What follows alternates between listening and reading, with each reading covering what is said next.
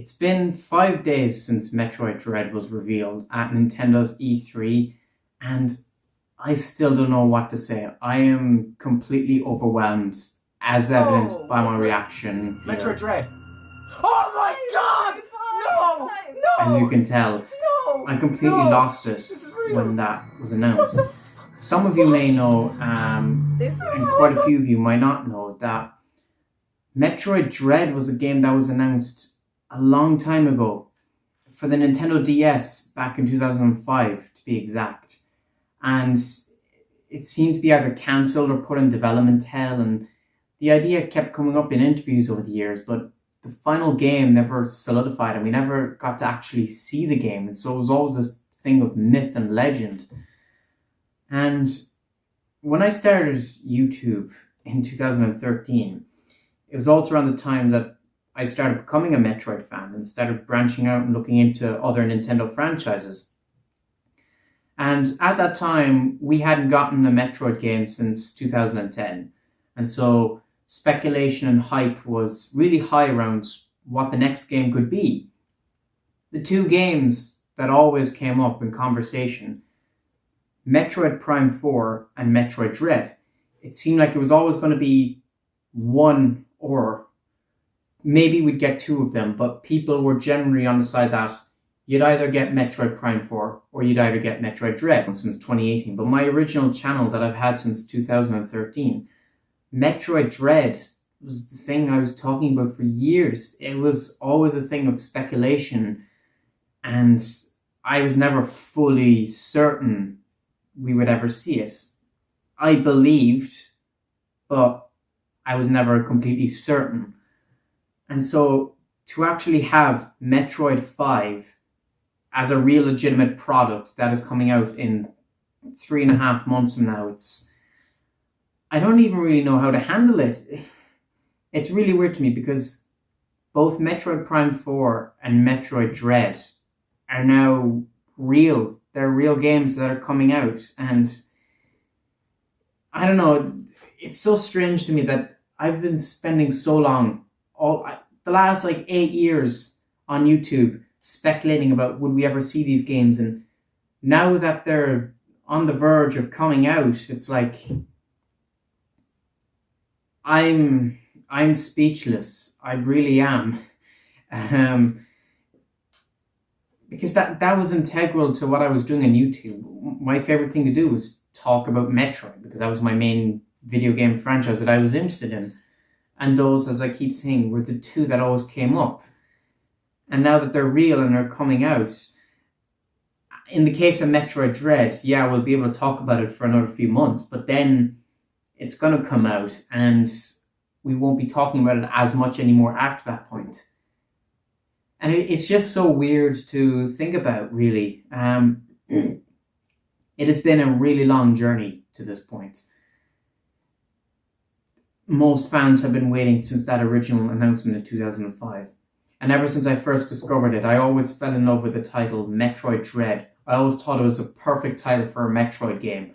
And I was so interested in seeing what that concept was. What is that story? I want to know everything about that. And I thought we never would. Or at least in the way it was originally intended. Or that if it did come out, they wouldn't call it Metroid Dread. But they did. They knew how much that title meant. And they called it Metroid Dread. Just like how they called the other one Metroid Prime 4. They knew it was as much about the titles as it was the actual games themselves. And I can't help but feel thankful to Nintendo. This, to me, is legit one of the best announcements in gaming ever for me. The E3 show as a whole, I don't know if it's the best E3 Nintendo's ever had, but it's definitely the best since 2017. But that announcement, it means the world to me. I'm somewhat of a diehard Metroid fan. It is my favorite franchise. I like to talk and speculate about it. I had a whole series going from 2014 until 2016 where we talked about new Metroid rumors and stuff. And then Federation Force came out and that came to an end. And then I started speculating on a Metroid game for Switch. And now that's here, and it's really weird. Like, there really isn't a point to this video. I'm just trying to articulate my thoughts about this because it still feels like a dream. Like, part of me is like, there's no way this can be real. There's no way Metroid Dread is a real product. And like, when I heard them say those words, I lost my mind, because it's the type of thing you never expect to hear those words get uttered as a real game. The announcement came out of nowhere. And the funny thing is, we got like 40 minutes in total at the treehouse of it, and we got like a 3-minute trailer. So we got a lot of Metroid at this E3, and it's more than I ever imagined. My predictions list that I made for E3, I talked about how my 2019 list was fairly accurate. My 2021 list was even more accurate. I said there was a 100% chance of Breath of the Wild. We got it. Skyward Sword. We got it. Age of Calamity. We got it. No More Heroes. We got it in the treehouse. I said there was a 50% chance of Bayonetta. We didn't get that. I gave Splatoon a lower chance. I didn't think we'd get that. Smash, it did show up. Mario Golf showed up. I was surprised Pokemon didn't show up. No Zelda Collection. Mario Kart, I gave a low chance. Same with Odyssey. Same with Donkey Kong. I gave a low chance to Mario Party, but it showed up. And in my hopes, Metroid Dread was the first thing I wrote down before Trilogy or Prime 4, and it actually came out. We didn't get Mario Galaxy 3, but technically we did get a Mario Space game, so it was half true. And we got a Game & Watch as well, so most of what I predicted actually came true, and it was one hell of a show. My brain can't really fully process that all of this happened, let alone the fact that Metroid Dread is coming out in October. I have no words. It means a lot to me because it's synonymous with what I've done on YouTube over the years. Metroid Dread and Metroid Prime 4, talking about them over the years, it's become part of what YouTube means to me. When I think of YouTube, I think of discussing the possibilities of those games. And I feel like we're living in an alternate timeline almost, now that those games exist. It really does mean the world to me. It means more than I ever thought it would, to be honest, but seeing that game and seeing that Nintendo cares, that they focus so much on Metroid, I'm extremely grateful to Nintendo. And what's more exciting is the possibility that we might have Metroid for the next few years, because it's quite possible we might get the trilogy next year and Prime 4 in 2023, even though I think it's a 2022 game. But if they do one game a year, since we got Dread this year, it makes sense to get the trilogy. We're not going to get a 2D game next year, so trilogy seems the most obvious bet. And the fact that he mentioned that they're already working on the next 2D Metroid game, they've talked more about Metroid in that direct than they have in the entire time I've been a Metroid fan. More than they have at E3 2015, more than they have at E3 2017. It's surreal to me, and I don't know. It's not going to feel real to me until I can actually play the game, to be completely honest. But just wow. I almost don't know what I'm going to do with myself now. I'm looking forward to talking and speculating about Metroid Dread and reviewing the game and everything when it comes out, but talking about an actual product, it's no longer in the realm of speculation. It's no longer a hypothetical scenario. I am seeing the same thing every other person who watched that direct saw. We all have seen the exact same thing about what Metroid Dread is. And that's incredible to me. And it also opens up a lot of possibilities for other Nintendo franchises. If Metroid Dread can come out 15 years after it was originally announced, There's hope for Golden Sun. There's hope for F-Zero. There's hope for bloody Star Fox. Let's not write these things off because they are possible now. It shows that no matter how much time has passed, we could still get a Pikmin 4 or F-Zero. Bearing in mind, they never said Pikmin was cancelled, or they have said that F-Zero is not dead. So the door is open for those franchises to come back. It seems more than likely now that Metroid Dread came back. And it really opens the door for a lot of possibilities going forward.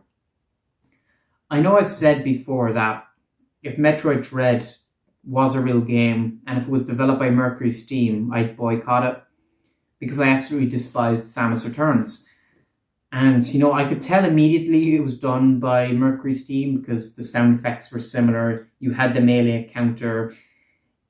Even just like the way Metroid was written on the title font, I knew immediately it was Mercury Steam, but I can't boycott it because unlike Samus Returns, this game actually looks really fucking good.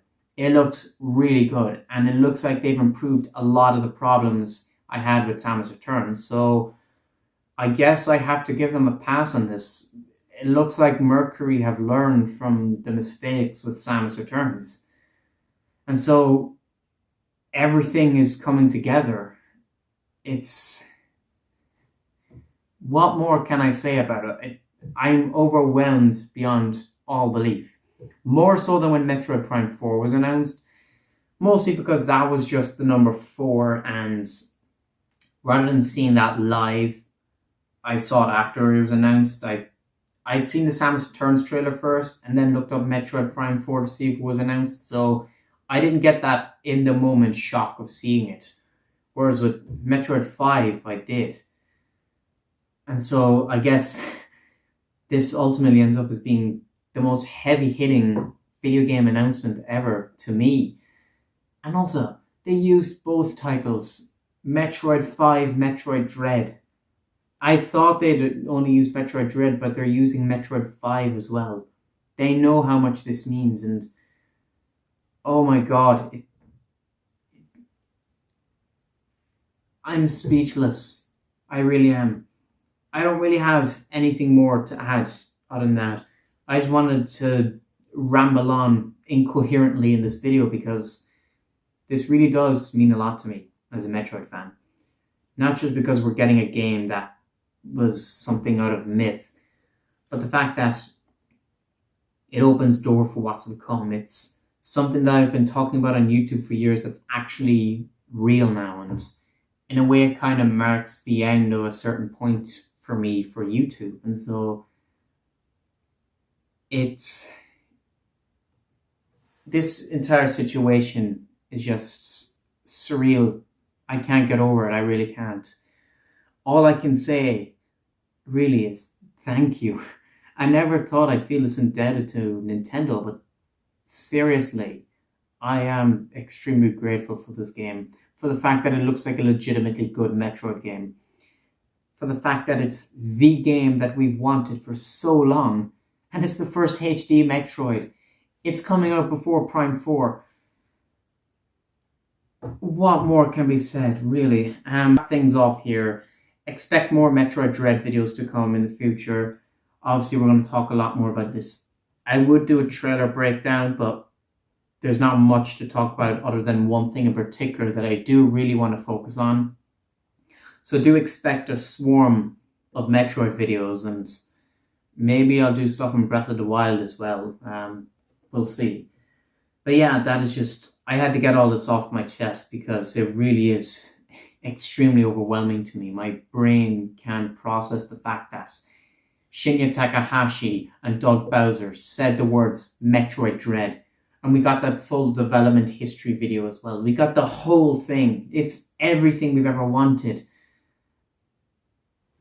And even for the first time as a Metroid fan, this surpasses the announcement of Federation Force and Samus Returns, because Federation Force I loved, but it wasn't exactly the game I imagined getting. But I still loved it more than it, and I will defend that game more than most people will. Samus Returns I hated, whereas Dread is exactly what I wanted, and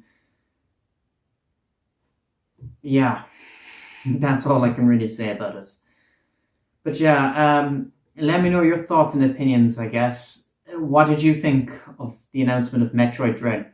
Are you excited? Are you a Metroid fan? Are you picking this up? Have you played the other games? Does this game mean as much to you as it does to me? I want to hear everything you have to say down in the comment section below. And yeah, with that all said, thank you all for watching and please subscribe. Another Scorpius out.